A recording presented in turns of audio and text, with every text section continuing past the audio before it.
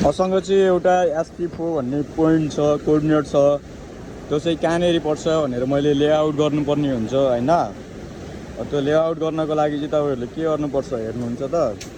ल हेर्नुहोस्, यहाँ हेर्नुहोस्। अब यो पोइन्ट छ मसँग, यो कोअर्डिनेट छ। यी कोअर्डिनेट देखिराख्नु भएको होला, यहाँ कोअर्डिनेट छ। हामीले त्यति देखेन।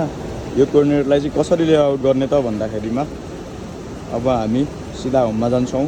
होममा गएर हामी यहाँ स्टकमा थिच्छौँ। स्टकबाट हामी पोइन्टमा जान्छौँ। पोइन्टमा अब यहाँ SP4 भनेर नेम राख्छौँ। त्यो हाम्रो अहिलेको डिजाइन पोइन्ट यो SP4। त्यो चाहिँ अब हामीले स्टक गर्छौँ है त। स्टक गरिसक्दाखेरि अब चाहिँ यसले टर्न 149 डिग्री 50 सेकेन्ड चाहिँ अब यसले होरिजोन्टल टर्न गर भन्यो। अब हामीले त्यही अनुसार गर्दै जाने हो होइन। कहाँ पर्छ है त हेरौँ है त।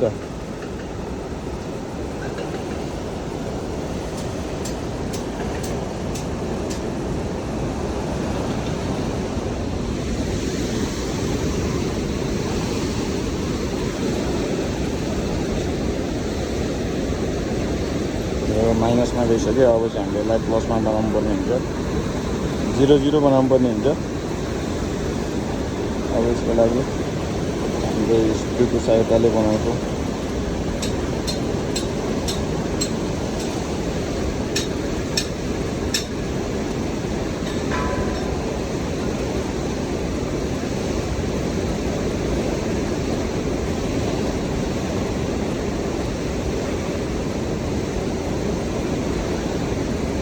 अब यो एङ्गलमा चाहिँ अब हेर्ने हो, हामीले रिडिङ लिने हो। अब एउटा यहाँको रिडिङ लिई हेरौँ कहाँ पर्छ है त।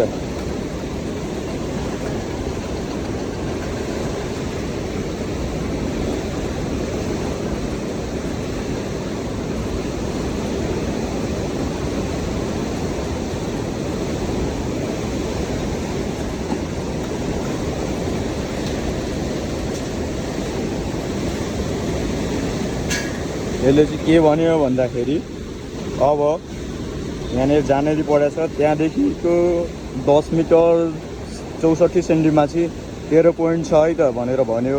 अब त्यही अनुसार हामीले यसलाई अगाडि सार्दै जान्छौँ।